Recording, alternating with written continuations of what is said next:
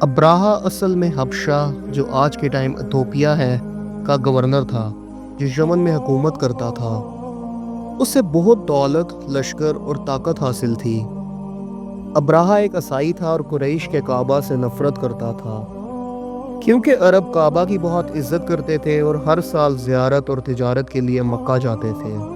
یعنی کعبہ صرف عبادت کا مرکز نہیں تھا بلکہ قریش کی سیاسی اور تجارتی شان بھی تھا۔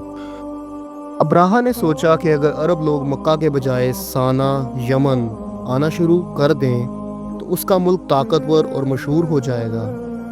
اس لیے اس نے سانا میں ایک بہت بڑا اور شاندار چرچ بنوانا شروع کر دیا، جس کا نام کالیس یا الکلیس رکھا گیا۔ اس نے پورے عرب کو دعوت دی، اب تمہیں مکہ جانے کی ضرورت نہیں، اللہ کی عبادت کے لیے اس نئے گرجے میں آؤ۔ عرب، قریش اور دوسرے قبیلے بہت غصے میں آئے، کیونکہ ان کے لیے کعبہ صرف ایک عبادت کا مرکز نہیں تھا بلکہ ان کی پہچان اور عزت بھی تھا۔ روایت آتی ہے کہ ایک عرب نے غصے میں جا کر رات کے وقت گرجے میں گندگی ڈال دی اور بے ادبی بھی کی۔ یہ بات ابراہا کو آگ کی طرح لگی۔ اس نے کہا، نعوذ باللہ، میں کعبہ کو گرا کر رہوں گا تاکہ سب لوگ سمجھ جائیں کہ صرف میرا گرجا عزت والا ہے۔ کعبہ دراصل قریش کی طاقت کی نشانی تھا۔ جو قبیلہ کعبہ کی دیکھ بھال کرتا تھا اسے پورے عرب میں عزت ملتی تھی۔ ابراہا چاہتا تھا کہ قریش کی یہ عزت چھین کر اپنے پاس لے آئے۔ ہر سال عرب قبیلے کعبہ کی طرف آتے، تجارت ہوتی، بازار لگتے۔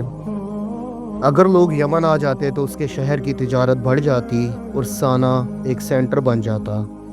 مطلب کہ ابراہا کا اصلی مقصد دنیاوی فائدہ، سیاست اور گھمنڈ تھا، نہ کہ اللہ کی عبادت۔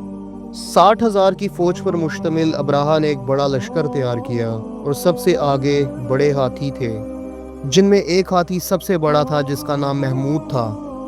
ابراہا کا مقصد کعبہ کو گرا کر لوگوں کو مجبور کرنا تھا کہ وہ سانا آئیں۔ جب ابراہا مکہ کے قریب آیا تو اس نے قریش کے لیڈر عبد المطلب کے 200 اونٹ قبضہ کر لیے۔ عبد المطلب اس کے کیمپ میں گئے تو ابراہا سمجھنے لگا کہ وہ کعبہ کی حفاظت کے لیے بات کریں گے، لیکن عبد المطلب نے کہا، مجھے اپنے اونٹوں کی فکر ہے، کعبہ کا مالک اللہ ہے اور اللہ اس کی حفاظت خود کرے گا۔ یہ جواب ابراہا کے لیے عجیب تھا، لیکن اصل میں یہ اللہ پر یقین کا اظہار تھا۔ جب لشکر کعبہ کی طرف بڑھنے لگا، اللہ نے ابابیل کا ایک جھنڈ بھیج دیا جو پتھر برساتے ہوئے آئے، جس میں ابراہا کا لشکر تباہ ہو گیا اور وہ خود بھی رستے میں زخمی ہو کر مر گیا۔ سبحان اللہ، اللہ اپنے گھر کی حفاظت خود کرتا ہے۔ کسی کا گھمنڈ اللہ کے سامنے چل نہیں سکتا، بے شک۔